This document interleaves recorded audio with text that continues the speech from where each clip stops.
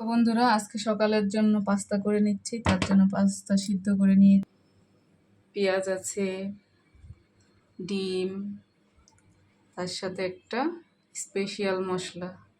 চলো রান্নাটা করে নিই। পেঁয়াজটা ভেজে নিচ্ছি।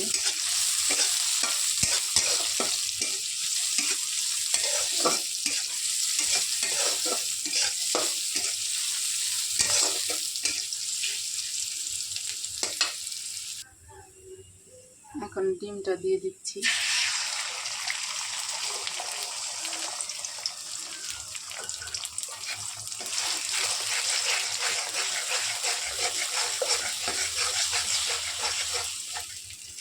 এবার ডিমটাও ভেজে নেব।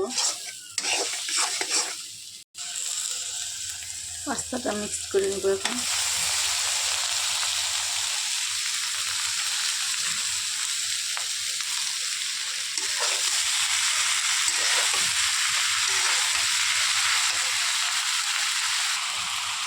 মশলাটা এখন দিয়ে দেবো।